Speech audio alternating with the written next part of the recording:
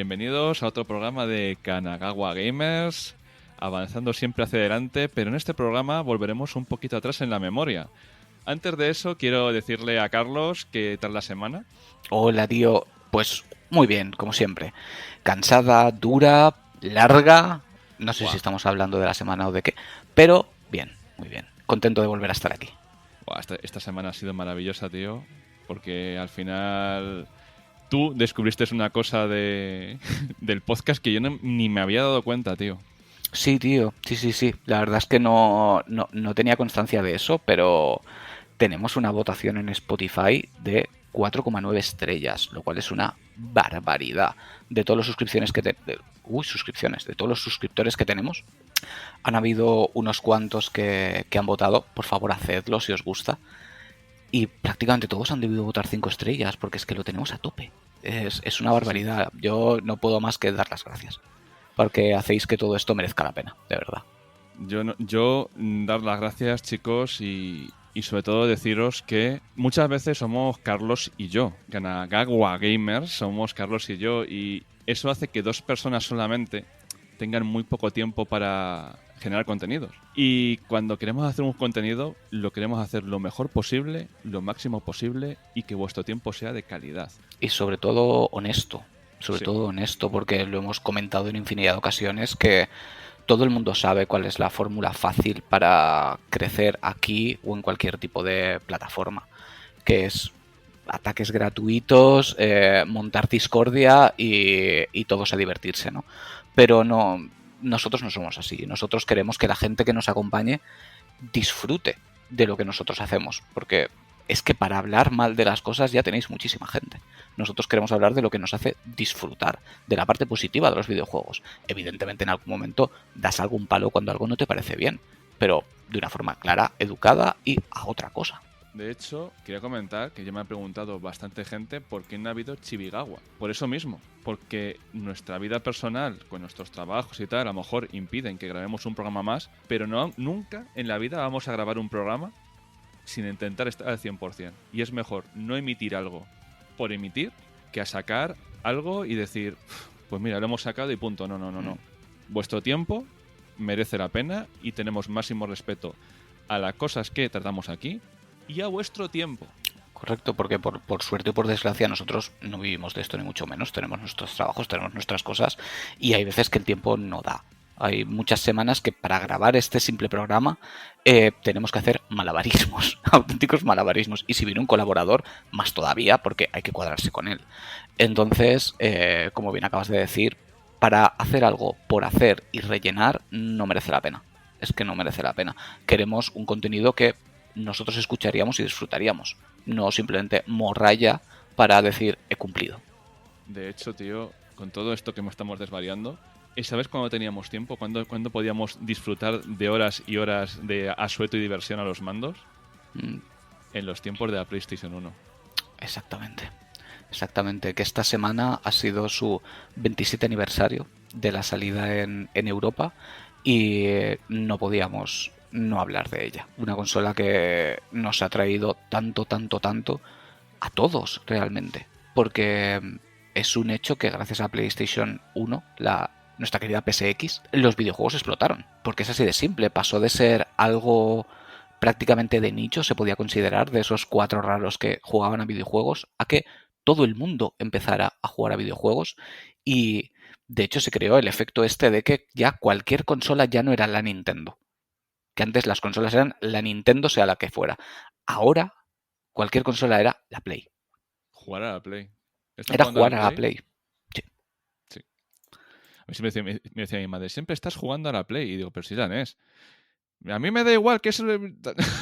siempre. Sí, no, pero era jugar a la Play, jugar a la Play. Y Pero, cuéntame, tío, cómo fue tu llegada a la PlayStation? ¿Cómo la deseaste y cómo llegó a tus manos? pues mira, cuando salió la PlayStation, yo me pasé por la tienda, acaricié el cristal y dije, algún día. No llegó hasta... ¿Cuándo llegó? Llegó un par de años más tarde de salida, pero tenía... me vino con el Crash Bandicoot en platino. y el Final Fantasy VII estaba en platino, o sea que pasaron unos cuantos años, yo seguí disfrutando. Sí, te iba a decir, digo, al menos un par de añitos debieron de pasar, casi seguro. Sí, sí, sí. A ver, no me quejo porque yo siempre he jugado a todo y con la Super Nintendo pues estabas ahí. Bueno, perdón, con la Super Nintendo no, con la NES. Ahí seguía yo con la NES en casa, ¿eh? Iba de la NES a las recreativas y tal. Y pasaron un par de añitos, pero ya un día mi padre me dijo, ay, pues te la voy a comprar. El pobre hombre cogió, sacó el dinero a toca-teja y nos pasamos por el centro mail. La pillamos a tal, a tocateja y tal.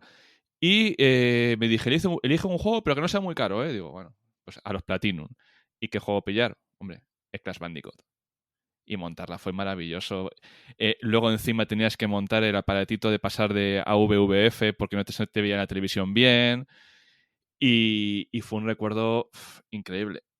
Pero ya no es el recuerdo de pasar del 2D al 3D. Es el recuerdo que el 3D ya estaba ahí, pero estaba en las recreativas.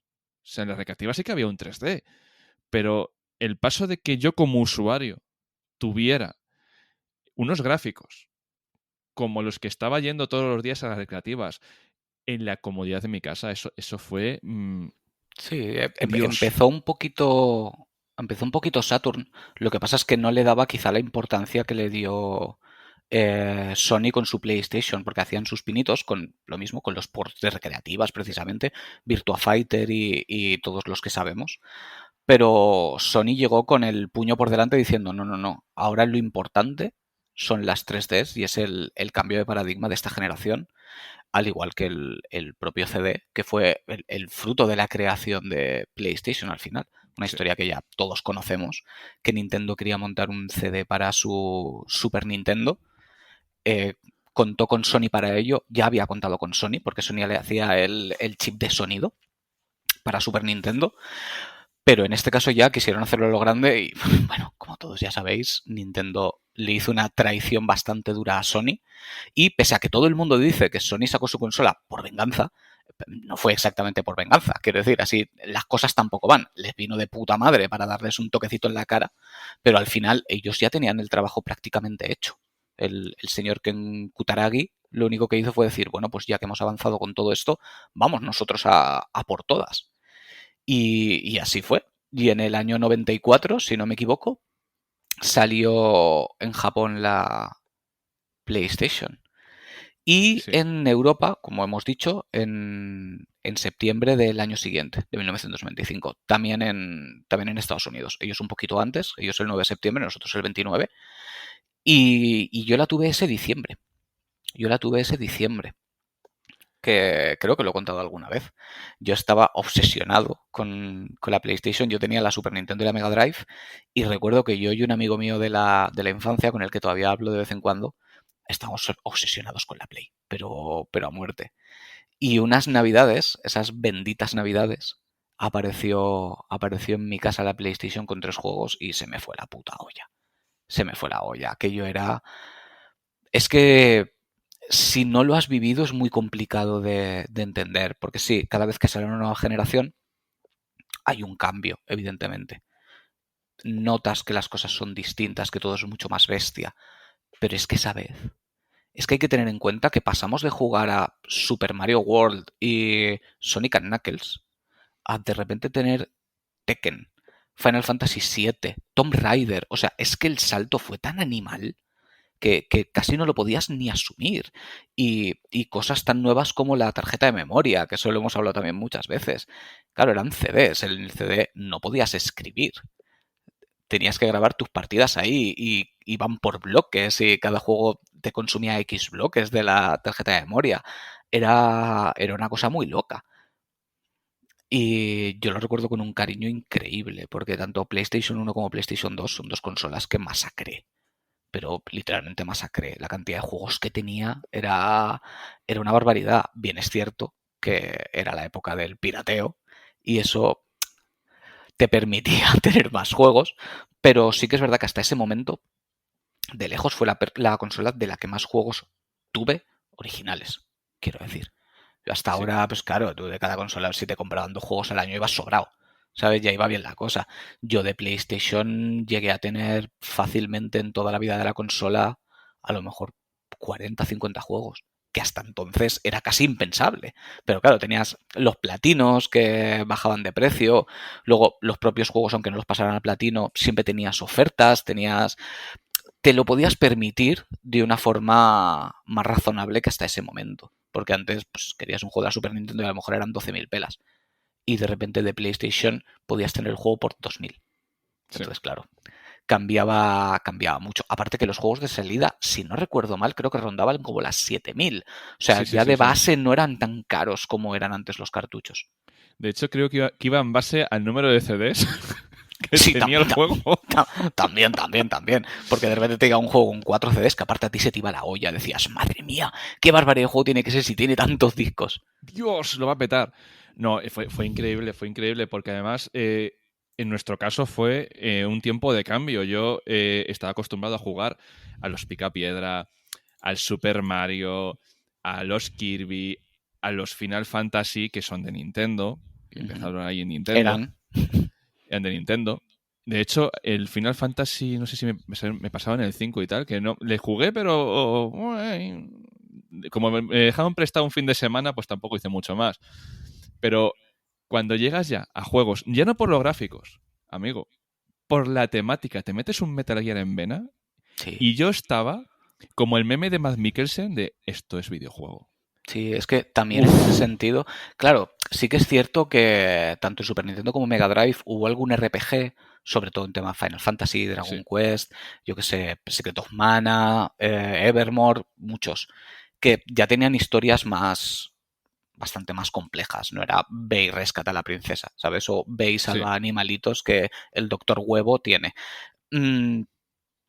Aquí es que ya se le dio la importancia que merecía. Sí que es verdad que Kojima también marcó un punto de inflexión con su Metal Gear, pero antes de eso ya empezabas a encontrar historias densas.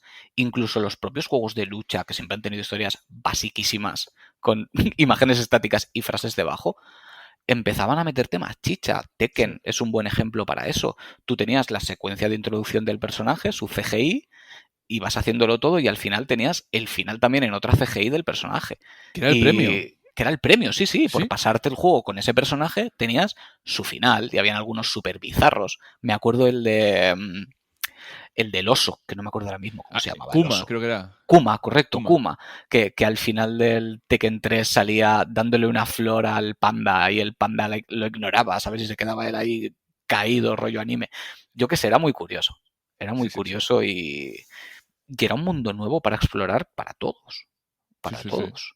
Porque además, de hecho, sucedió algo que no había sucedido, salvo quizá por la revista del Club Nintendo, y es que tuvo tanta presencia que tenía hasta su propia revista oficial, exclusivamente de una consola. Eso no se había visto nunca. Los demos. Los demos en las consolas de cartucho no habían demos. Y aquí de repente te comprabas revistas que te daban demos para que supieras a lo que ibas a jugar. Y yo había CDs de demos que los hacía mierda. Sí, no, pero es que pero mierda. Era increíble. Yo conservo algunos.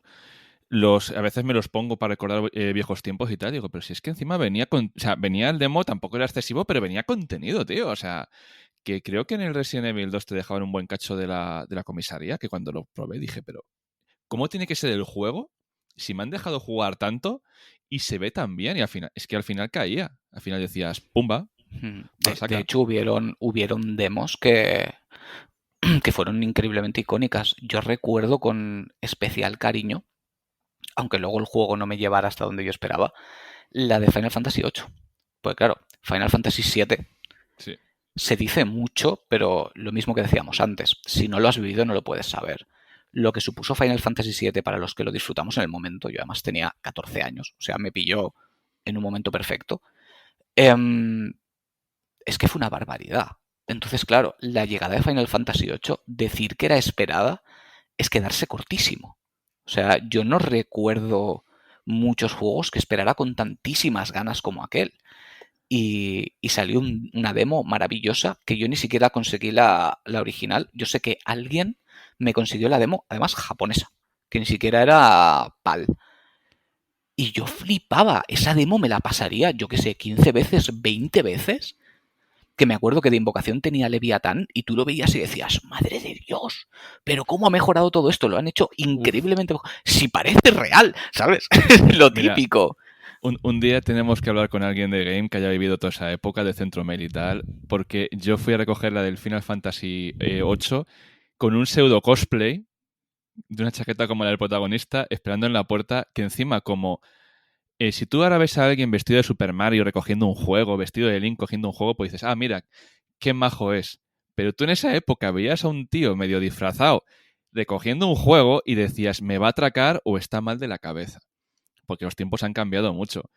Y es que el Final Fantasy VIII, yo me acuerdo en el relleno de mi escalera con mi vecino, tardes enteras de cómo iba a ir el juego, de las CGIs del juego. Las CGIs del Final Fantasy VIII van a ser los gráficos de la PlayStation 2. Tampoco andábamos muy, muy mal encaminados, porque al final la PlayStation 2 metió un petardazo gráfico cojonudo. Pero era descubrir un mundo nuevo. Tú no sabías hasta dónde podría llegar la consola. Es que cada juego que salía aprovechaba mejor los recursos y tenía mejores, bueno, gráficos en general, pero no sé cómo explicarlo. Es que subías el nivel con cada año que pasaba de la consola. Sí, Y, además siempre se ha dicho que programar para PlayStation 1 era muy fácil y mm, Sony ponía muchas facilidades y era todo muy cómodo y la podían explotar a tope y como bien dices, conforme fue avanzando, o sea, quiero decir, coge Final Fantasy IX. O sea, para el hardware que tenían es una enfermedad, es una locura lo que llegaron a hacer con ese juego, en todos los sentidos. de hecho, aquí rompo un melón.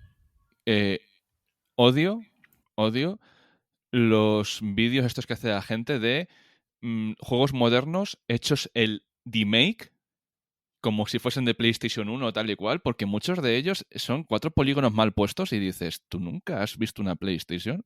Lo que podía hacer una PlayStation. O sea, estás llamando remake a hacer un juego mal. Hay algunos que sí, que se lo ocurran con fondos y tal, pero no, es que la PlayStation, es que a día de hoy te pones juegos y dices, son bonitos. Hombre, obviamente, ahí están los gráficos, pero son bonitos. Yo me pongo el Crash Bandicoot en la Play 1 y me sigue gustando y no digo, va, es un juego de año de la tana. Te pones un Resident Evil 2 original y a día de hoy, pues bueno, pues hago un polígono que tal, pero me resulta bonito, me resulta precioso ver los fondos y tal, igual que los Final Fantasy, igual que muchos juegos. Sí, es que los fondos prerenderizados además tenían un encanto especial. Porque claro, no dejaba de ser un JPG, pero en aquel momento es que era preciosísimo ver lo que llegaban a hacer. Tú te coges, especialmente como has dicho en Resident Evil, eran preciosos, estaba todo lleno de detalles y de hecho tú mismo sabías con qué podías interactuar porque se notaba que eso estaba modelado y el fondo no. Entonces tú decías, vale, esto lo puedo mover, ¿sabes? O lo Sí, puedo toquitear. Pero aún así te metías y en cierto sentido eran más piezas de arte porque el desarrollador te mostraba lo que tú querías que te mostraran, o sea, lo que él quería mostrarte. Ahora, por eso muchos juegos, al pasarlos a las 3D o al hacer los remakes, no quedan exactamente igual de bien, porque tú no puedes rellenar un entorno tridimensional completamente libre con todo lo que te metían en ese JPG. De hecho, lo hemos comprobado, por ejemplo, en el Final Fantasy VII Remake, que a pesar de ser un grandísimo juego, ciertas zonas no las sientes del todo como esa zona que tú visitaste. Pero es que esa zona que tú visitaste eran 5 pantallas fijas, ¿sabes? A reventar de detalles por todas partes. No puedes llevar eso 100% real al 3D. Tienes que rellenar huecos, ¿sabes? Y no es lo mismo, evidentemente. es que ahí está la magia del remake. En plan de, es que no es 1-1, es que nunca puede ser 1-1. No, es que no lo puedes hacer 1-1. No lo puedes hacer 1-1. Que aún así, por ejemplo, el juego este del Final Fantasy VII que van a hacer para móviles parece que es tipo 1-1, muy cookie, muy tal. A muchos eso nos gustará, pero no puedes trasladarlo al 3D con un 1-1. No, no puedes, no puedes. No, no. No, porque es que aunque en tu mente suene maravilloso, es que luego no es factible. Lo que tú crees que en tu cabeza puede ser la hostia, no necesariamente se puede hacer. O si se hiciera, sería bueno para jugarlo. Sí, sí, de hecho, mira, yo era el amo de los arcades, me encantaba irme a los arcades. Pasaba muchas horas en los arcades, muchas tardes allí. Y mi juego favorito de los arcades, aparte del Metal Slug, eran los juegos de lucha. Mm, Eran preciosos en 2D, tal y cual. El Soul Calibur cuando llegó era la máquina que todo el mundo, la primera... Es que al final nos quejamos, mira, siempre nos quejamos que la gente hace caso a un juego en las 2 primeras semanas que sale y luego la abandona. Ibas a los arcades y el Soul Calibur estuvo las 2 primeras semanas siempre con colas de gente y luego la gente lo abandonaba. Y claro, yo cuando llegué a Play dije, ¿qué juegos de lucha hay aquí? Porque mucha gente, muchos desarrolladores no querían dar el paso del 2D al 3D. El 2D era una tecnología que llevaba años con nosotros, que estaba muy aprendida, que hacían auténticas virguerías y siguieron haciendo virguerías en la PlayStation, pero el 3D era algo nuevo. Eran polígonos. Tú veías 4 polígonos y decías, esto es más pobre que, por ejemplo, un arte en 2D. Pero claro, ¿qué pasó? Que llegó el Virtua Fighter, Sega, hizo un juego de lucha en 3D precioso. Los desarrolladores dijeron, que se puede hacer esto. Y claro, ¿qué pasó? Namco hizo su saga de coches. Eso te iba a decir, digo, ¿qué pasó? Que llegó Namco. Namco llegó, pero arrasando con su saga, que luego esto lo retomaremos porque siempre estamos hablando de Gran Turismo, pero una de mis sagas icónicas de PlayStation fue el Ridge Racer. Me gusta más que Gran Turismo, no me escondo. Y claro, Namco dijo, joder, tenemos estos fondos en 3D, los coches, tal. Vamos a hacer algo en 3D. ¿Qué pasa? Que de Sega, unos ex trabajadores entraron a trabajar en Namco y dijeron, pues hemos hecho el Virtua Fighter. Y dijeron, tranquilo Rey, que el próximo juego es de lucha. Salió Tekken. Salió arrasando. Que de hecho, creo que hoy día sigue sin haber ningún Tekken que fuera o que supusiera lo que fue Tekken 3. Es que era... Tekken 3 fue un reventón de cabeza increíble de decir, pero ¿cómo han hecho esto? O sea, ¿cómo han hecho esto? ¿Cómo han metido tantísimos personajes tan bien definidos cada uno, con historias interesantes, con jugabilidades totalmente distintas, miles de combos? Era una cerdada. El Tekken 3 yo le habré echado de horas jugando con amigos en casa, pero horas y horas y horas. Era un espectáculo, era un espectáculo. Refinaron lo que era el 1 y el 2 en una mezcla perfecta y al final salió un juego de lucha que, a ver, yo venía del Street Fighter, o sea, de Street Fighter y King of Fighter a muerte. Ves nuevas franquicias y dices tal, pero cuando lo coges dices, oh Dios mío, es que iba solo, es que era como mantequilla, o sea, tenías un botón para cada articulación, creo que era, puñetazo fuerte, y sin saber nada te ponías y decías, joder, es que, y se iban las horas y las horas y las horas y te veías un final y te veías otro final, porque al final, niños, los que sois un poquito jóvenes, las cosas se desbloqueaban jugando, no a golpe de tarjeta. Inserto puya aquí. Correcto. ¿Tú querías tener todos los personajes? Pues tienes que jugar con todos para ir desbloqueándolos de uno en uno. Claro. Y se van guardando en la memory card porque, claro, si tú no tenías la memory card, olvídate tú de todo eso que has logrado guardarlo. Y decías, joder. Y juegos de lucha salieron muchos y maravillosos porque, esto lo hemos hablado fuera de micro, hay un juego que nos quiso gustar y fue como un secuestro emocional, que fue el Final Bout, que llegó a nuestras vidas y... Sí, tío, maldito Dragon Ball Final Bout.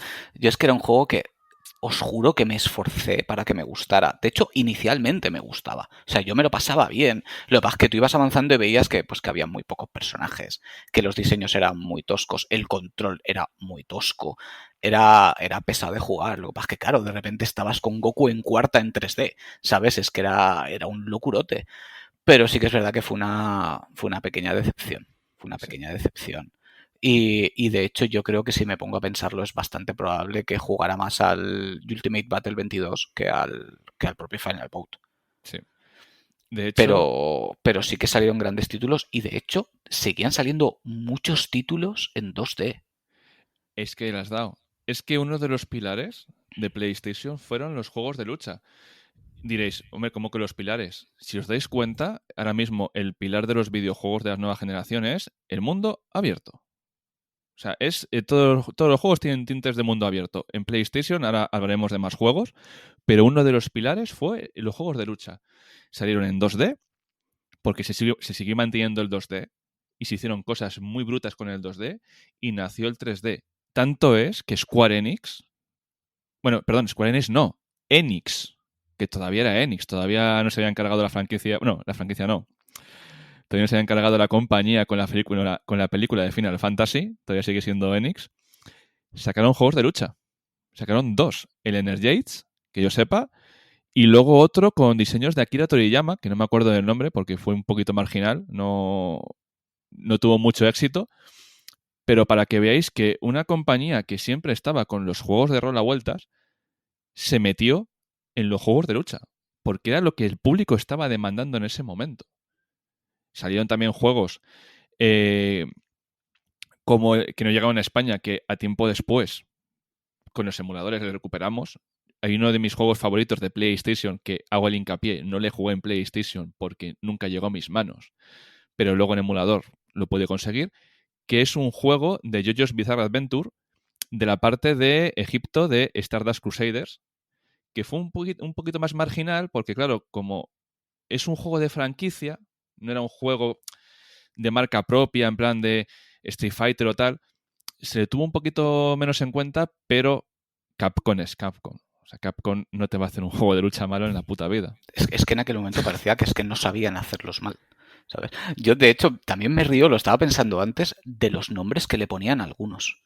Pues yo todavía tengo grabado en la mente, porque pensé, qué bizarrada, tío. Street Fighter EX Plus Alpha. Sí. Literal, Street Fighter EX Plus Alpha, que era un juegarral, ¿eh? Era la rehostia. Me acuerdo que también le metí horas y horas.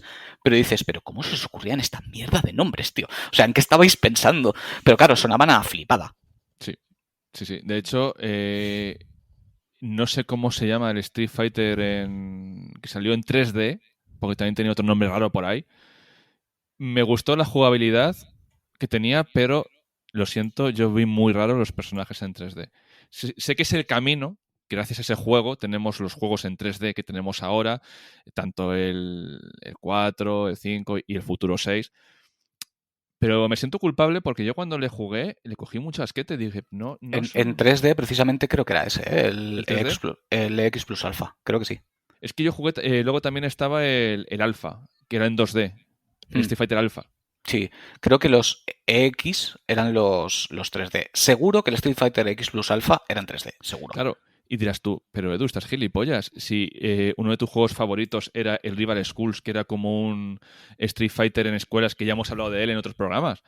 Sí, pero como tenía tanto cariño a los GIFs, al arte 2D del Street Fighter, al encontrarme eso, dije, uy, no es lo mismo. Y aparte también que los diseños 2D de aquella época, el salto también con los de las consolas de 16 bits eran enormes. Eran personajes detalladísimos, súper bonitos, con un montón de animaciones. Claro, cambiaba la cosa, ¿eh? Cambiaba la cosa. Y es donde empezaron también los juegos que tenías ya equipos, de 2, incluso de 3. Me acuerdo, empezaron ahí, si no me equivoco, los Marvel vs. Capcom. ¿Es posible?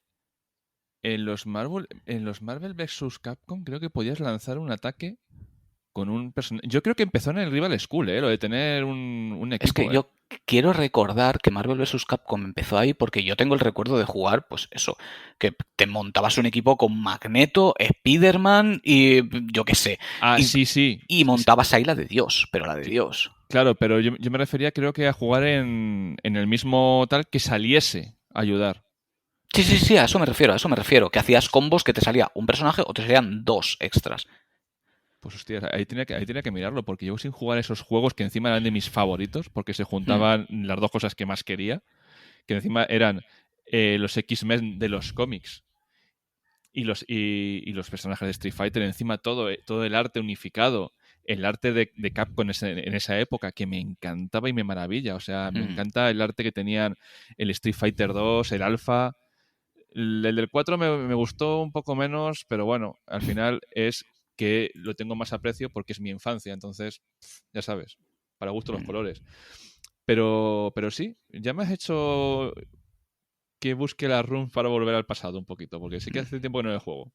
Sí, no, la verdad es que hubo una cantidad de juegos de lucha en esa época. Yo nunca he sido de juegos de lucha, pero ahí jugué a muchísimos. Me lo pasaba muy bien. Al igual que fue también, para mí personalmente y para muchos, la explosión de los RPGs.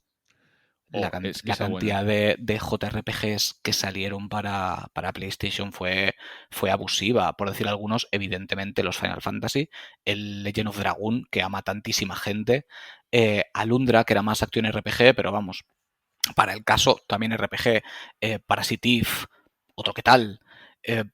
Es que fueron muchos. Vagrant Story, que es un juego que en el momento nadie le hizo ni caso y ahora es conocido por todos. Lo tenía apuntado como joya oculta, pero es que, como estábamos comentando Sí. precisamente antes de empezar a grabar, hablar de joyas ocultas en la primera PlayStation ya no tiene ningún sentido, porque todos los juegos que eran ocultos en aquel momento ahora son de culto, Sí, precisamente. es que es una idiotez. Mira, del Vagrant Story, el otro día estuve en un evento y había un puesto y estaban los libros de Vagrant Story. O sea, ya si hacen un libro y la gente está haciendo contenido y la gente está hablando del juego, ya no es oculto. Ya no puedes decir qué tal. Joyas ocultas lo podemos llevar a consolas más o menos recientes con títulos de los que la gente no habla. Por ejemplo, podríamos haber llamado Yakuza joya de culto en la época de PlayStation 3, hablando de los juegos de la 2, que mucha gente no les jugó, eran muy de nicho y tal.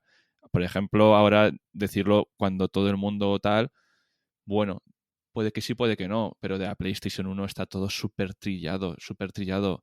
Se han hecho publicaciones, Playmanía sacó una revista muy buena, un especial, que te ponía un montón de juegos, hay canales dedicados a los juegos de la PlayStation 1. Yo creo que al final, si quieres descubrir los juegos que hubo en esa consola, tienes material y de todo, ¿eh? Porque Y ¿cuántos? no son pocos, ¿eh? Sí, he buscado ¿Cuántos? la cifra oficial, al menos, es la oficial, 2418. Que se dice pronto, 2418 juegos salieron para esa consola. Evidentemente, de todos estos, no todos llegaron a Europa, evidentemente. Obviamente. Igual que hay algunos europeos que no llegaron a Japón, porque ya sabemos que según los tipos de mercado hay juegos que cuajan más o no cuajan. Pero es una barbaridad todo lo que llegó a salir ahí. Y la gran mayoría de mucha calidad. De mucha Sí, sí. calidad. Hay su morrayita, evidentemente, pero el término morralla entró más en PlayStation 2, que aquello fue el embudo donde todo caía. Y Sí. haremos algún especial de PlayStation 2 porque es muy interesante. Pero en PlayStation 1, PSX, para mí siempre será PSX, lo siento, la gran mayoría eran de muchísima calidad. Es que de hecho, al ponernos a buscar títulos que pudiéramos comentar o que pudieran salir a colación, había muchos que no recordaba y digo, madre mía, pero si es que esto era inhumano. Tenchu, Sí. tío, no me acordaba de la saga Tenchu, por ejemplo. Brutal. Ya era un Souls en aquel momento antes de que existiera Souls, jugar a Tenchu. Luego, mira que yo nunca he sido de juegos de fútbol, porque no. Realmente yo en PlayStation al único que jugaba mucho era el FIFA 98, que para mí siempre será el mejor que se hizo y me lo pasaba muy bien jugando con amigos. Pero sí que había uno que me gustó un montón y le dediqué muchas horas, que era el Libero Grande. No sé si tú lo recordarás, No. que solo controlabas al delantero centro. Toma ya. El resto del equipo funcionaba solo. Tú ¡Ay! podías crear la ¡Ay! estrategia y tal, pero tú solo gastabas al delantero centro. Era entre muchas comillas, lo más real posible de un partido de fútbol. Y molaban un montón. Me suena. Nunca le jugué, pero me suena, me suena, me suena. Y de hecho, en PlayStation 1 fue el auge de los ISS, los International Superstar Soccer, que luego ya se convirtieron en los ISS Pro y luego ya en Pro Evolution Soccer muchísimo más adelante. Pero el origen fue ahí, el International Superstar Soccer. Bueno, ya salió uno en Super Nintendo, pero vamos, el Sí. momento de la explosión máxima fue ahí. Que de hecho yo Uy. recuerdo, claro, eran en Japón los Winning Eleven, y recuerdo que yo tuve uno que estaba completamente modificado. Lo había hecho alguien en su casa y lo hicieron en versión española con los nombres de los jugadores reales de todos los equipos. Porque no tenía la licencia solo la tenía FIFA. Y era muy divertido, era muy divertido. Ya digo, no soy de juegos de fútbol, pero yo creo que en aquella época todos jugábamos a todo porque todo tenía ese aura de misticismo, de diversión, de por qué todo es tan bueno, ¿sabes? ¿Por qué todo sale tan bien? Pues es que has dicho una cosa muy interesante sobre este juego. Salió en la generación anterior, bueno, generación anterior, salió en la Super Nintendo, Sí, el pero Deluxe. Mm, explotó en esta. sí, Hay correcto. juegos de los cuales no vamos a hablar y la gente seguramente en los comentarios dirá, ¿por qué no habéis hablado de Persona que salió en Mm, PlayStation 1? No era el tiempo de Persona. Un juego puede salir en una generación y reventar en otra completamente distinta. sí, sí, totalmente. Es más, aquí ni siquiera llegó, no llegó a No Europa. llegó. Claro, tú te ves un montón de los mejores juegos de PlayStation 1, 50 juegos de PlayStation, y te meten un Persona. ¿Quién cojones jugó un Persona en España? O en Latinoamérica. No salió de Japón. No fue una.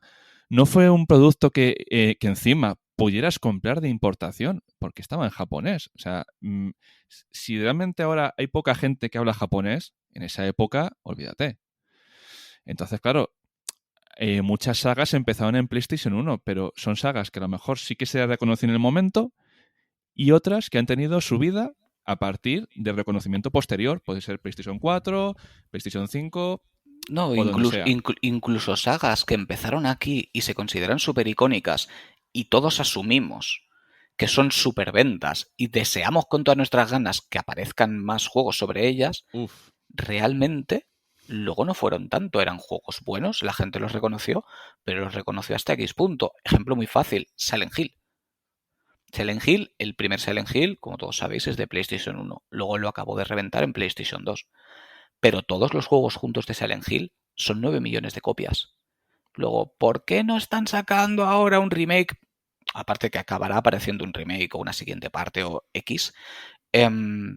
Yo puedo entender que aunque la gente ladre mucho para pedir, ellos tengan miedo porque dicen, vamos a ver, que es que juntando todo nuestro juego de Silent Hill, no hemos vendido más que el último Resident Evil, sin ir más lejos, ¿sabes? eh, Entonces, claro, que la gente ladre pidiéndolo no implica que luego toda esa gente lo vaya a comprar. Ya nos hemos llevado muchas hostias. Ya lo he comentado en algún sitio.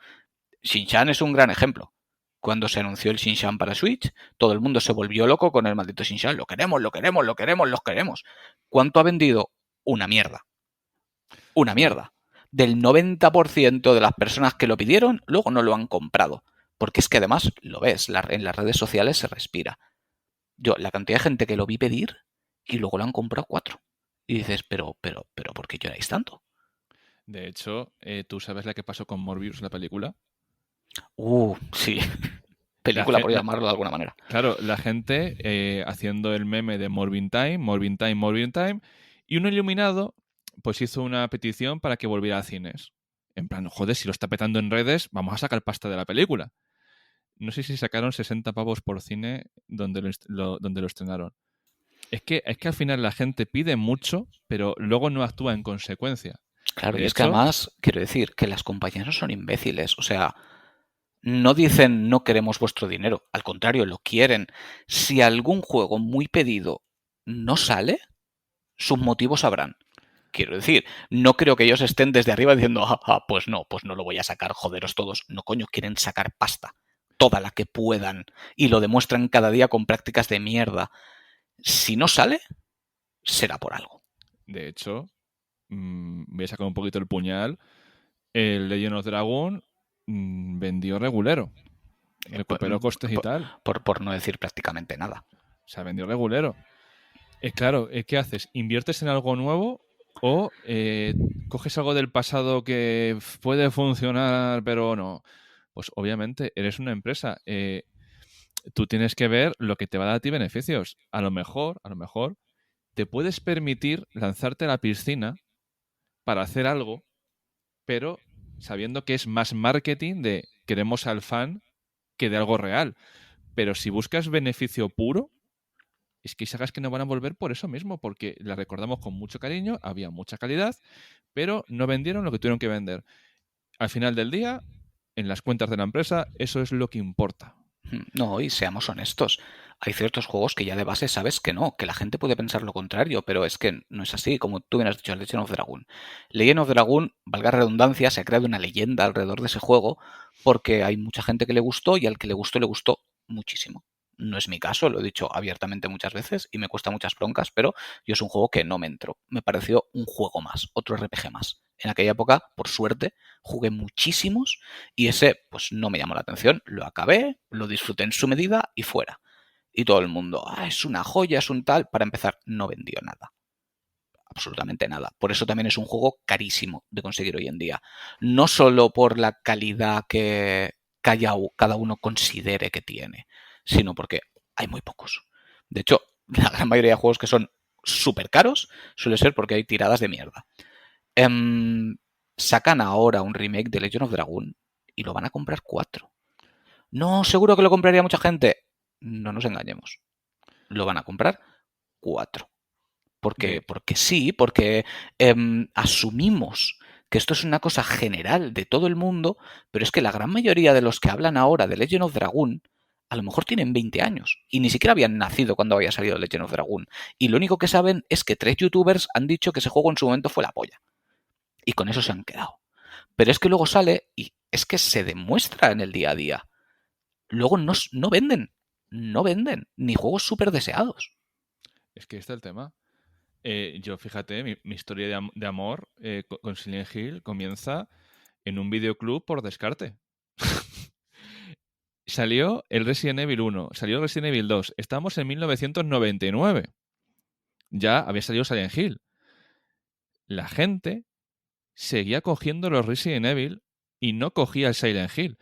Yo por eso descubrí la saga, ni porque fuese más listo que nadie, ni porque tuviese mejor gusto que nadie, no. Es que no quedaban Resident Evil para alquilar. Entonces, si quería alquilar, pues me tenía que coger ese Silent Hill. Me le apreté. No sé si fueron en Carlos, ¿qué revistas había? ¿La Playmanía? ¿Playmanía o la revista oficial? Habían bastantes. Estaba la Playmanía que salió después. Primero salió la revista oficial de PlayStation, Sí, creo que era PlayStation Magazine, si no me equivoco. No lo sé, pero sí. te venía con el logo de que era la oficial. Y luego también pues las de la época. Estaba la Hobby, estaba la Micromanía. Y de hecho en esa época hubo mucho auge y empezaron a salir muchas revistas de videojuegos. Era lo que le interesaba a todo el mundo. Todo el mundo Claro, quería hablar de videojuegos. De hecho recuerdo hasta la revista oficial de Dreamcast cuando salió, sí, sí. que Es que también yo era otro revistón.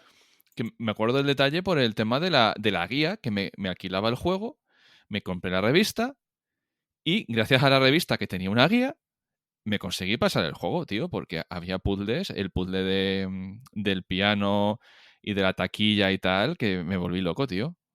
O sea, un fin de semana con un juego alquilado y no pasar de un punto porque no podía. Qué recuerdos, ¿eh? Claro, sí, porque ahí no podías tirar de internet. A ver, ya empezaba a estar ahí el baby internet, pues yo lo tuve casi desde el principio, por el trabajo de mi padre, por suerte. Pero claro, lo que dices tú es que no habían guías. Es lo que hubiera en revistas y suerte. Y suerte.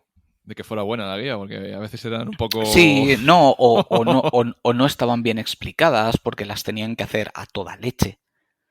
Claro, porque en porque, aquellos porque eran momentos traducidas. o porque eran traducidas y no se traducían bien, vete a saber, no lo sé. Tampoco era consciente en aquel momento de cuánta información sobre videojuegos iba rondando por el mundo, porque sabíamos lo que teníamos aquí y gracias. De hecho, durante muchísimos años, la única fuente que teníamos para videojuegos era hobby consolas. Sí, No sí. había nada más, hasta que ya empezaron a salir, pues eso, micromanías, superjuegos y cosas de estas. Tardaron en ver el filón. Sí, sí. Al Y final, luego pues se apuntaron todos. a- Evidentemente, cuando todo explotó se apuntaron todos. al Porque final, ya no era solo la cosita de los 4 raros. claro, al final la característica del protogamer era tener las hobby consolas debajo del brazo. Correcto, sí. Tú veías a lo mejor a un chaval esperando en el autobús o en el recreo con las hobby consolas y decías, hey, esto es de los míos. Exactamente. Este es de los míos, sí. Y además, en su momento te daban ciertas cosas como para que lo mostraras. Recuerdo que daban muchas pegatinas para que te las pudieras poner en las carpetas. Sí, De hecho, recuerdo una en particular, que para los más mayores seguro que lo recuerdan, que venía en la propia portada de la hobby consolas, sí. que era una pegatina 3D de Super Mario. ¡Hostia! Que era un Mario, pero 3D no me refiero que fuera en relieve, sino este 3D que era como un holograma. Sí. Y tú la tenías que despegar de ahí y ya te la ponías donde tú querías. Y yo recuerdo que me tiré tanto tiempo pensando, ¿y dónde lo pongo? ¿Y dónde lo pongo? ¿Y dónde lo pongo? Que jamás la usé. Tío, Se quedó en la revista. pero es que yo creo que hubo una que vino con un Super Mario troquelado. También puede ser, Hostia, sacaban muchas cosas troqueladas. De hecho, recuerdo también, ahora que has dicho eso, cuando salió, no sé si o Tomb Raider 2 o Tomb Raider 3. el Uno, póster. uno, uno de ambos. Venía un plastiquete troquelado de Lara, pero no de Lara el personaje, sino de la actriz que hacía de Lara en ese Sí. momento, porque seleccionaban una por juego. Y era en 3 dimensiones, era nada, tamaño folio, ¿sabes? Evidentemente con el pecho en 3D y estaba todo el mundo emocionado con la mierda aquella de plastiquete de Lara. Que claro, lo piensas ahora y dices, madre de Dios, por favor. Pero mira, pues es lo que se hacía en aquella época. Es lo que se Joder, hacía qué en buenos aquella tiempos. época. De hecho, recuerdo que cada vez que salía la nueva Lara, la entrevistaban en todas partes, ¿sabes? Y la pobre chica sería pues una modelo que habían escogido porque se parecía y Sí. estaría ahí hablando de algo que le importaría 3 mierdas. O saliendo en compañeros, en un cameo. Exacto, hostia, es verdad. El cameo de Tomb Raider que dije yo, pero esto está pasando de verdad. Qué duro, tío, qué duro. Ay, Sí, sí, sí. pues la publicidad de la época. Es que tampoco estábamos acostumbrados. De hecho, el primer juego que salió por la tele fue Final Fantasy VII, que te lo anunciaban como si fuera una peli. Y yo tengo los recuerdos de verlo y decir, madre mía, yo quiero eso. Pues mira, antes de seguir con más géneros y más juegos, podemos hacer hincapié en la pedazo de publicidad que se marcó PlayStation, ¿eh?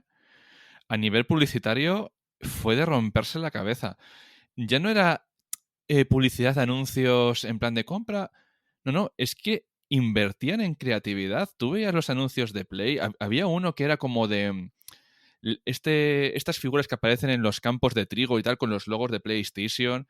El de la chica esta que parecía un alien. Ese es el que te iba a decir. A mí el que Oh, más me impactó y a mucha gente era la chica esta que lo que hicieron es hacerle como la cara simétrica. O sea, escogieron una sí. parte y la duplicaron y tenía un aspecto súper extraño y llamaba muchísimo, muchísimo la atención. Supieron hacer campañas de publicidad súper agresivas, pero muy inteligentes. Eran muy chulas de ver. Pues Llamaban mucho la atención. si no me equivoco, y no me extrañaría que fuera así, el que llevaba el tema de publicidad era el Jorge Huguet, que creo que está de jefe ahora de PlayStation. Y no me extraña, tío, porque es que pasan los años y te sigues acordando de la publicidad que había de la, Sí, de la Play. se supo hacer muy, muy bien. Y Uf, aparte ya fue la primera vez que quedaba claro que estaban enfocando la publicidad aquí. Pues claro, sí, sí, que en la época de Mega Drive y Super Nintendo pues habían cositas que se hacían para aquí, pero era más de nicho, ¿no? Porque tampoco se vendían tantísimos juegos.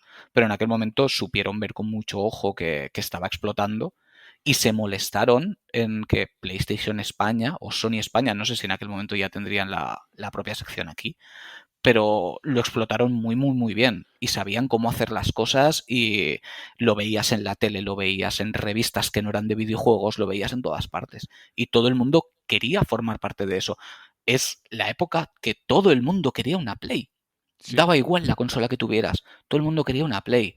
Yo recuerdo que tenía un amigo que era bastante más mayor que yo, que era un cliente habitual del videoclub donde yo iba, que también alquilaban juegos, evidentemente, pero era videoclub, los juegos era lo de menos. Y él pasaba mucho tiempo ahí, supongo que sería parado o cualquier cosa, y yo cada vez que iba, pues hablábamos mucho de videojuegos. Y él tenía una Saturn. Y me acuerdo que él era severo a muerte y yo no me bajo de mi Saturn y tal. Y hubo una época que nos las intercambiamos, la Play por la Saturn, porque, pues eso, pues para yo probar ciertos juegos que ahí descubrí, pues Panzer Dragoon y cosas de estas. Y me acuerdo que a los 3 4 días me llamó, tío, no, vamos a volvernos a cambiar, que no, que esto no me gusta. Y dije, pues, bueno, pues vale, ya he probado lo que quería probar, ya está.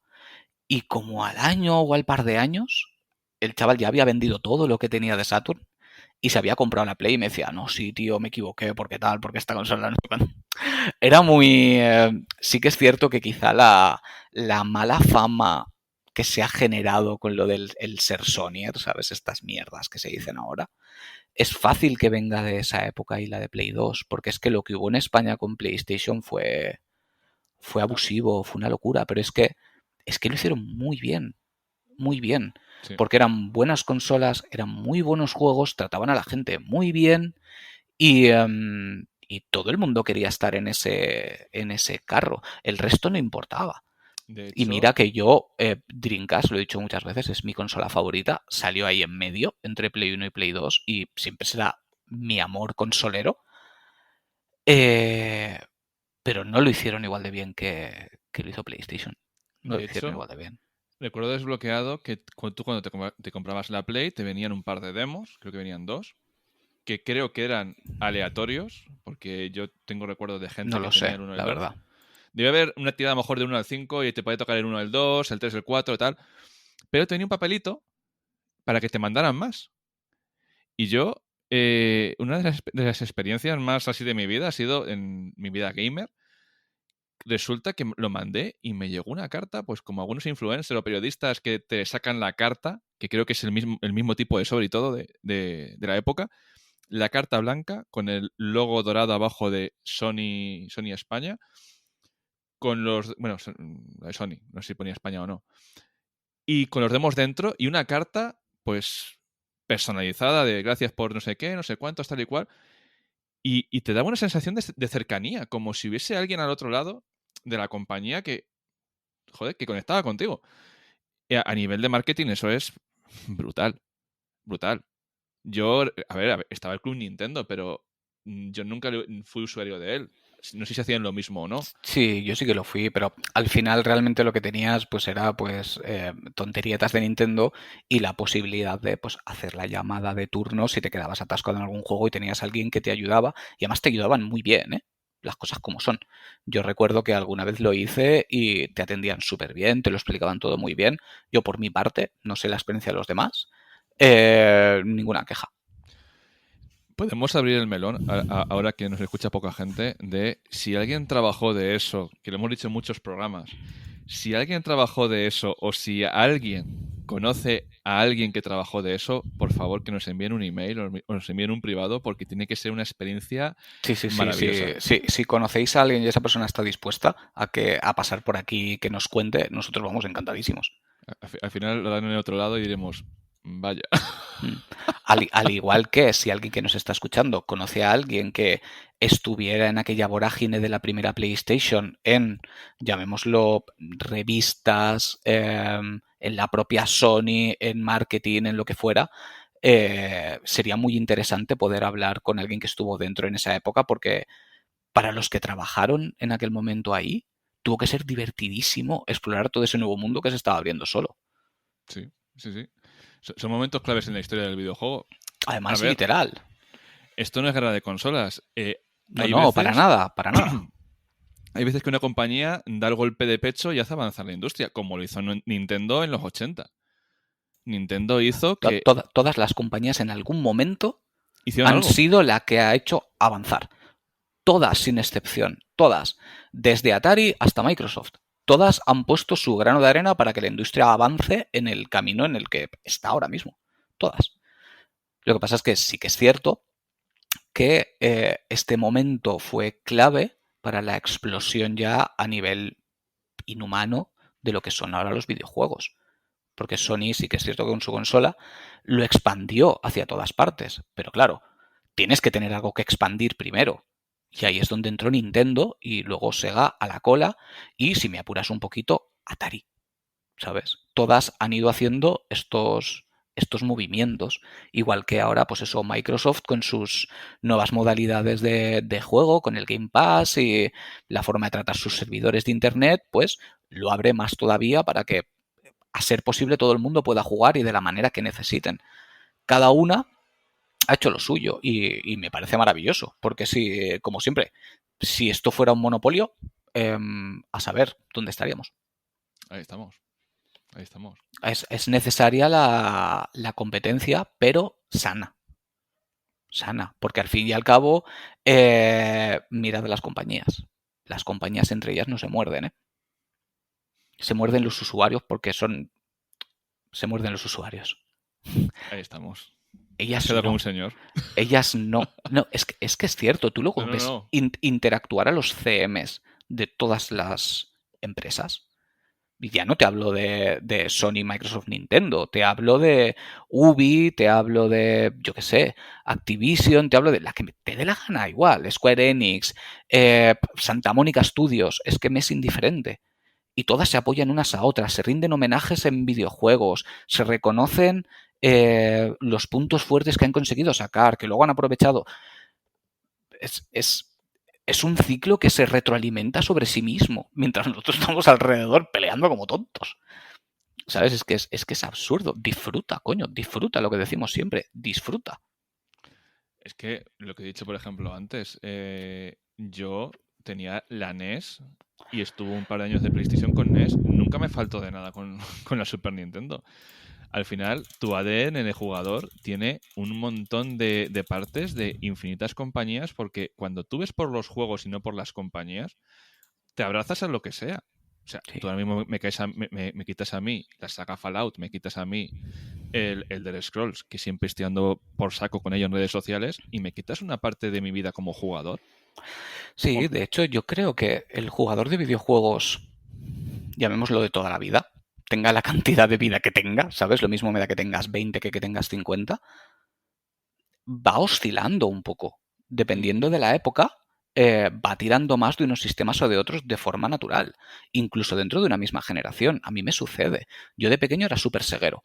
Y mi padre era Nintendero. Yo por suerte tenía ambas consolas en casa, pero jugaba más a las de Sega. ¿Por qué? Porque mira, porque sí. Porque me gustaba más. Por el motivo que fuera de ese Carlos pequeñito. Luego, al final de la generación de 16 bits, jugaba más a la Super Nintendo y me consideraba más Nintendero. Al principio estaba más con la Mega Drive, luego pivoté. Luego apareció PlayStation y era full PlayStation. Volvió a aparecer Sega con su Dreamcast, se me fue la olla. Dreamcast a muerte. Seguía jugando muchísimo a PlayStation, pero me enamoré de Dreamcast. Luego salió PlayStation 2, tuve PlayStation 2, estaba enamorado de ella. ¿Sabes? A partir de ahí sí que es verdad que seguí una línea más de Sony, porque en aquel momento pues Nintendo sacó su Wii, que fue una consola que yo tuve, que disfruté, pero no me atrapó. Sencillamente la disfruté. Tuvo grandes joyas que me lo hicieron pasar muy bien, pero no llegó a ese punto. Y ahora, por ejemplo, ha vuelto Switch y estoy enamorado de la Switch y me parece una barbaridad. Y desde que está Switch, he ido variando en rachas más de Switch y rachas más de PlayStation. Igual que tuve mi época de 360, 360 lo hizo muy bien en la época de PlayStation 3 y empecé con PlayStation 3 y luego jugaba más a 360. Y luego, quiero decir, es que se va moviendo. mm. Se va A mí también me ha moviendo, pasado, va, ¿eh? va oscilando y hay momentos en los que Sony te saca 7 8 titulazos del tirón y te tiras un año que solo juegas con la Play y luego de repente te aparece Nintendo, te vuelve a hacer una de las suyas, te saca tropecientos juegazos y no sueltan la Switch, ¿sabes? Es que Es jugar. claro, es que es jugar, es disfrutarlo en todos los sentidos. De Y hecho, el PC, ojo, que el PC no lo he nombrado. He tenido mis rachas de PC también. De hecho, de pequeño jugaba muchísimo a aventuras gráficas y eso era full PC. mira, Pero vamos, que se sobreentiende la idea. ahora estaba buscando, quería retomar el Death Space por X motivos obvios. Y le estaba buscando entre los de la Play y dije, coño, si es que tenía para PC. Y tengo un montón de juegos que tengo para PC. Tengo la biblioteca de Steam con 100 juegos casi o más comprados de PC. Pero al final me resultó mucho más cómodo jugar en el sofá con la Switch que en PC y juego menos en PC. Pero es que las personas estamos sujetas a cambio pues, por los estímulos que tenemos en nuestras vidas y lo que nos puede parecer cómodo en una cierta época de nuestra vida nos puede resultar incómodo. Yo he variado mucho también de consolas y sobre todo de juegos. Yo, por ejemplo, te digo que ahora mismo juegos de coches no consumo. Pero hostias, en la PSX me metí el Colin Murray en vena, el Ridge Racer, el Need for Speed. Por lo que Cierto. fuera conectaron conmigo. Claro, es No, que es lo mismo. Tenemos rachas de que nos apetece más jugar a cierto tipo de juegos. Yo recuerdo que cuando empecé ya en la época de PlayStation 2, estaba tan saturado de JRPGs porque había jugado tantísimos porque me flipaban, que en PlayStation 2 jugué a muchísimos menos. Jugué a los más icónicos y ahí se quedó. claro, Y es una afición que he recuperado hace relativamente poco. ¿Sabes? Prácticamente con la llegada de PlayStation 4 es cuando he vuelto a coger el amor a los JRPGs, que ha vuelto a explotar. Están saliendo muchísimos y yo, encantado. Tenemos un millón de sagas que merecen infinito la pena. de hecho, tío, hablando de juegos diferentes y hablando de diferentes estilos y tal, creo que lo bueno que tenía la PSX es que los juegos estaban muy, muy marcados. Dirás, ¿eso cómo es? A ver, ahora mismo los juegos AAA, como buscan agradar a un público muy general, la mayoría son sandbox, la mayoría son mundo abiertos, la mayoría tienen un montón de mecánicas cogidas de otros géneros y al final Se diluyen. Muchos no están saben lo que quieren diluidísimos. ser. No saben Sí, lo que quieren ser. Parece que quieres ser un sandbox, pero no lo eres. Parece que ahí está. quieres tener toques de RPG, pero no eres un RPG. Parece que quieres tener 1 millón de coleccionables, porque si no encuentras 700 cartas no es válido. Y es que ahí está. Es complicado. Sí, sí, sí, sí. Y en PlayStation ibas a lo que ibas. O sea, si un juego era de terror, ibas a terror. Si un juego era de disparos, era de disparos. No era disparo con toque JRPG, mundo. No. O sea, estaba muy diferenciado lo que hacía cada juego. Y al final, si te gustaba un género, ibas a muerte por él porque encontrabas lo mismo. No ibas a buscar tintes RPG, yo qué sé, en un juego de acción, porque no los tenía. Al igual que tampoco ibas a buscar acción en un RPG. También le daba otro gusto a las cosas que tú disfrutabas. Si buscabas algo era porque estabas buscando eso. Estaba mucho Ahora, más definido, sí. sí. ¿Ahora sabes dónde tenemos eso? A día de hoy. En los indies. Sí, Para que sí. luego digan que los indies tal. En los indies podemos encontrar cosas que están muy definidas porque buscan hacer lo que realmente ellos quieren y no tener X ventas y juntar todo y diluir la mezcla. Mm. Y esa sensación, tío. Mira, yo estuve en un evento que salió un poco mal en Madrid. No voy a decir el nombre, por Dios, no es el que me tiren piedras. Sí, el evento de las avalanchas, Sí, como sí, lo sé. muy Final Fantasy. Lo sé, lo sé.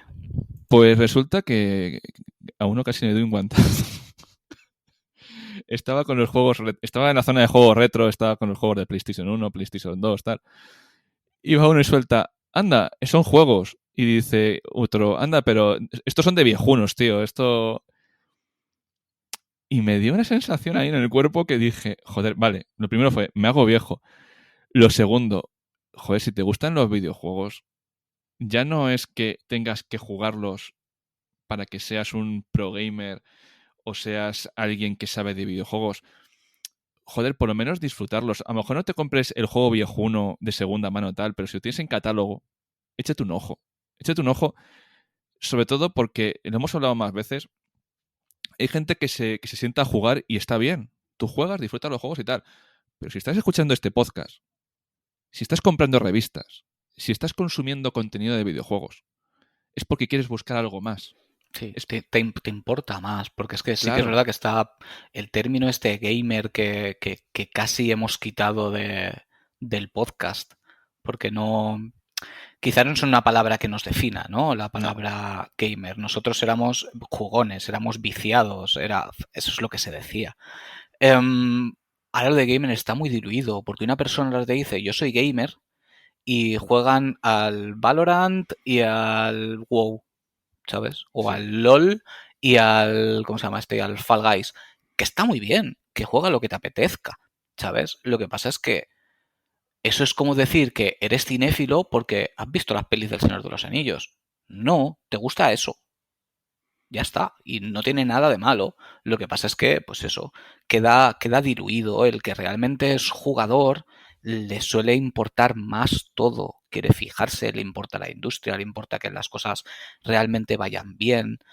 No se centra en una compañía, procura disfrutar de todo lo máximo posible. O si se centra en una compañía porque es la que más le inspira, no va a atacar a otras porque no tiene ningún sentido, porque es que no va a aportar nada. claro. ¿Qué te aporta?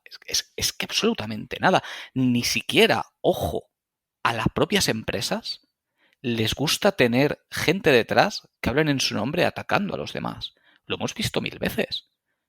¿Cuántas veces tanto Microsoft como Sony como Nintendo ha tenido gente que les estaban promocionando y les han cerrado la puerta y les han dicho te apañas? ¿Sabes? Porque gente así no queremos aquí. Es que no interesa. Es que no interesa.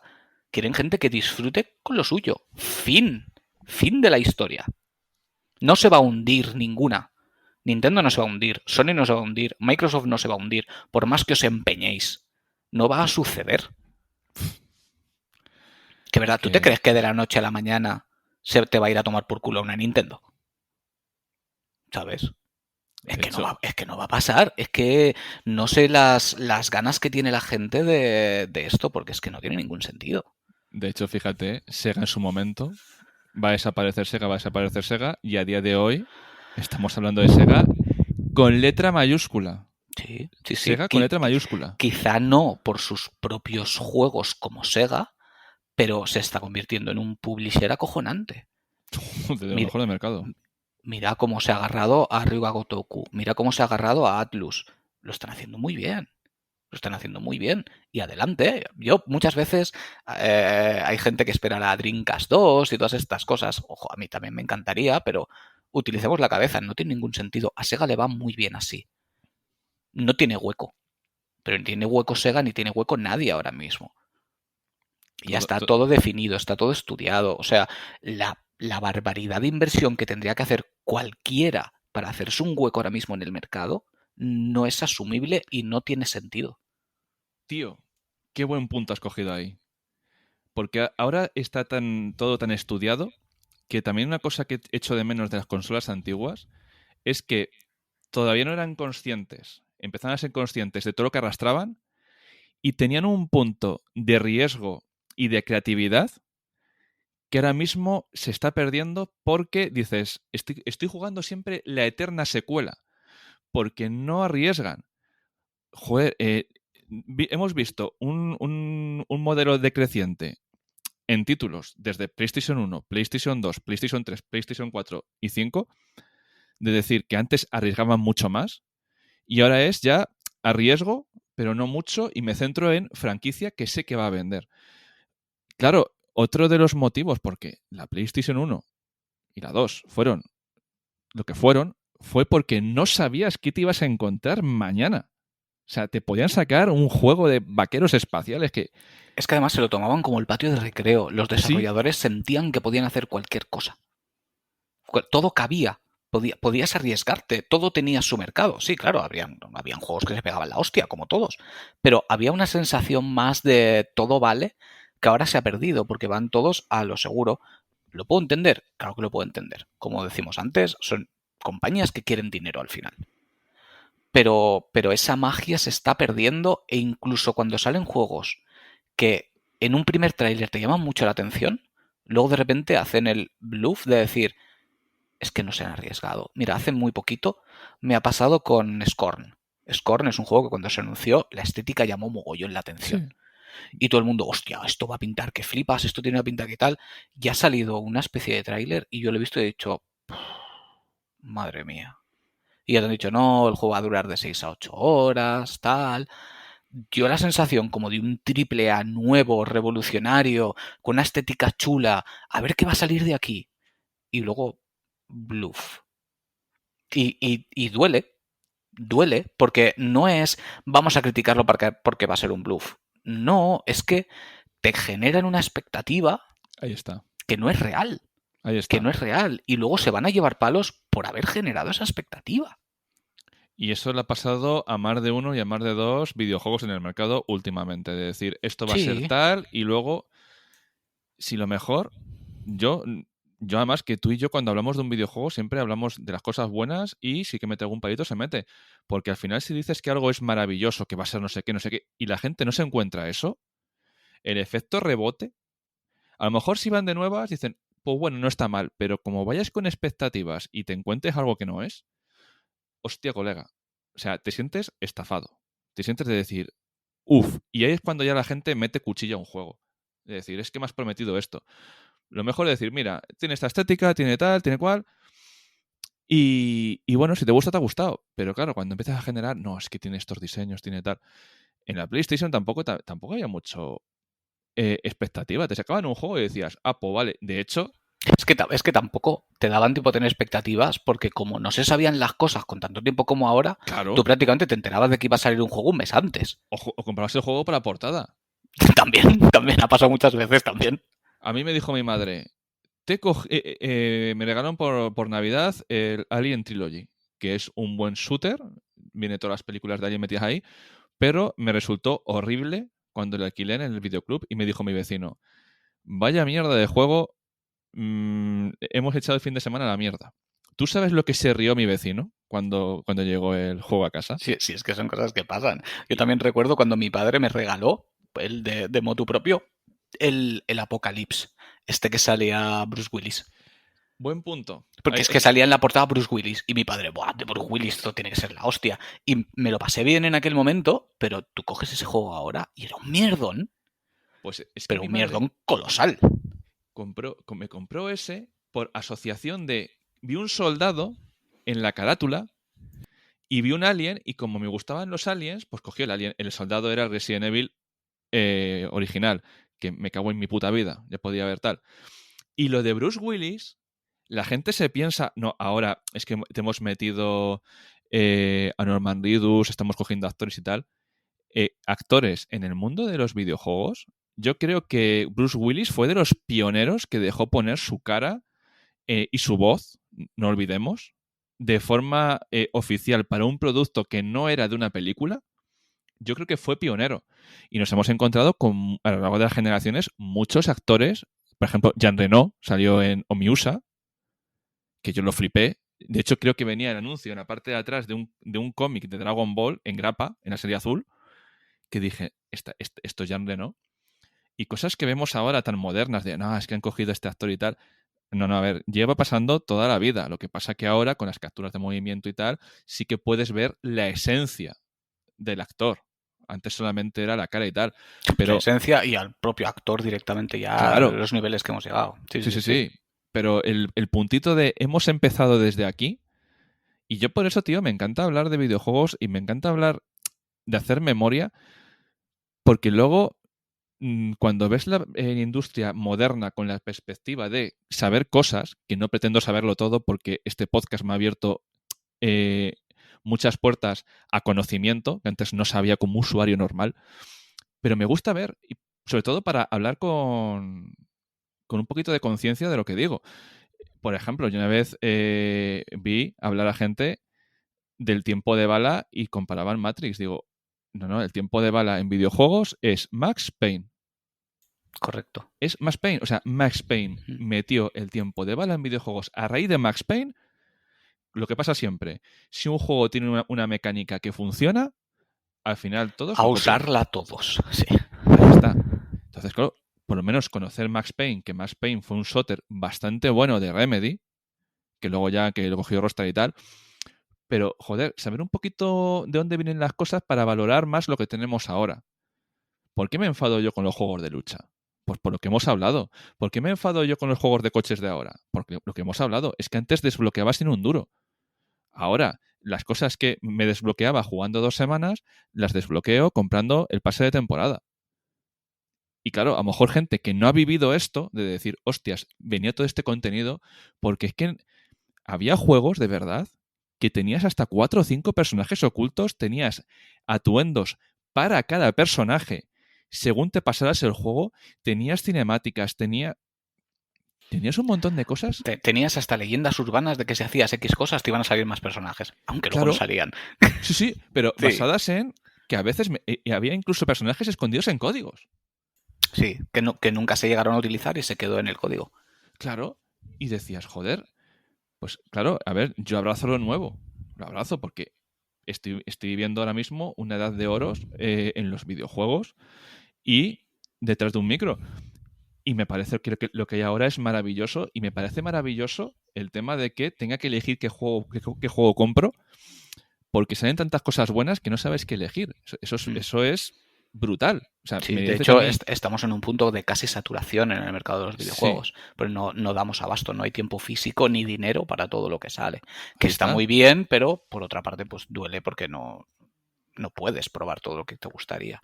Pero sí que estoy de acuerdo que estamos en una edad de oro con una parte negativa que es que se ha perdido el riesgo y la frescura. Los videojuegos ahora mismo cuestan tantísimo dinero de Sí, crear que esas ganas de aventura que habían antes se han perdido y hacen falta.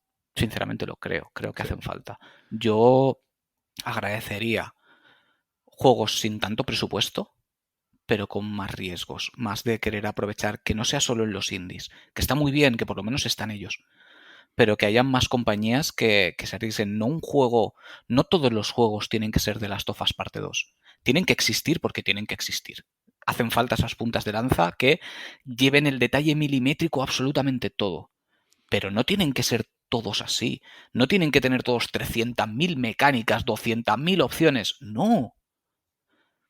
Arriésgate, céntrate en algo interesante, nuevo, fresco y lucha por ello. Porque es que al final, ¿de qué juegos nos acordamos? ¿De esos? Nos acordamos Sí. de esos juegos que se arriesgaron, son los que ahora son sagas. Yo lanzo una pregunta al aire que es, ¿cuántos juegos de los actuales, de anterior generación y esta, porque están prácticamente mezcladas, creéis que se van a seguir hablando dentro de 20 años como hablamos de juegos nosotros ahora mismo de hace más de 20? ¿De cuántos? ¿Cuántas sagas van a quedar tanto en el recuerdo? Hay demasiado clonismo, por desgracia, ahora mismo. Pocas van a quedar tan bien en el recuerdo. Te puede quedar algún juego suelto. Pero de nuevo cuño, por así decirlo, poco diría yo. Y es una lástima. Es una lástima. Y es una lástima porque al final parece que solo se busca el triple A. Mira, por ejemplo, el Star Ocean. Sale la demo, es de Triace, no sé si lo he dicho bien, pero está publicado por Square Enix, pero es de Triace. El presupuesto es mucho, pero muchísimo más reducido que para un Final Fantasy. Yo probé la demo y me pareció un juego muy correcto. Me gustó lo que querían contar, tal. A nivel de gráficos, de tal, lo vi justito, pero, coño, es que es un juego que no tiene un presupuesto tal y cual. Pero ya hay gente tirando. No, es que, ¿cómo has podido sacar esto? Pues que en la empresa, al igual que en el cine, tú en el cine no te vas a encontrar superproducciones cada 2x3. Están conviviendo superproducciones con películas de bajo presupuesto, con películas indie, con películas que tienen un presupuesto reducido y al final todo es cine. Pues al final todo esto es videojuegos. Tú no le puedes exigir lo mismo a un estudio indie de 7 personas que están haciendo malabares para terminar su juego que a un juego que tiene un presupuesto de 60 millones, que a un juego que tiene un presupuesto de 300 millones y tiene sedes en 5 países que la gente está trabajando online. No le puedes pedir lo mismo y no les puedes valorar igual. Es que el problema es que la gran mayoría de videojuegos que nacen ahora nacen con vocación de agradar a todo el mundo. Sí. Y nunca puedes agradar a todo el mundo. Nunca puedes, es un hecho. Entonces, tienes que nacer con la vocación de triunfar por lo que eres. De tener tu personalidad, de yo soy esto y quiéreme por esto. Y si no triunfa es porque no tenía que triunfar. Porque la gente o no estaba preparada, o no era el concepto adecuado, o lo que sea. Pero si todo lo haces con la necesidad de agradar a todo el mundo, mal camino llevas. Ay, amigo, que me estoy riendo. Me estoy riendo porque básicamente es, y aquí abro un melón gordo, que me perdonen los fans de Dark Souls cuando yo soy uno de ellos, pero bueno, es lo que le está pasando al Elden Ring. Que pasado el hype del momento, todo lo que tú has dicho en esa frase se lo están achacando al juego. Al final, la gente está recordando con más cariño los Souls o el Sekiro o el Bloodborne que el Elden Ring, porque empezó muy fuerte por ser el próximo título de From Software, pero el pozo del tiempo está haciendo que cosas que estaban más olvidadas, entre comillas, que eran juegos antiguos, están cogiendo la popularidad que siempre han tenido, y que por ser nuevo juego tenía mucha más popularidad, está bajando muchísimo. Esto a un año vista de salida, o ha salido este año ya.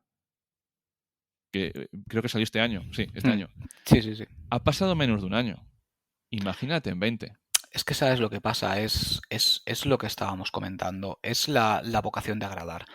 Si nos ponemos a pensar fríamente, muchos de los juegos que ahora son sagas icónicas fueron una posibilidad muy gorda de llevarse tremendo hostiazo. Voy a poner un ejemplo muy claro, Metal Gear Solid.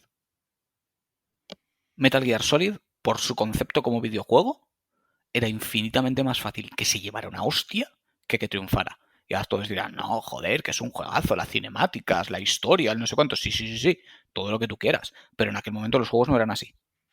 No lo eran. No lo eran. Tú no podías tener a una persona 40 minutos viendo un vídeo. No era lo normal, era muy raro.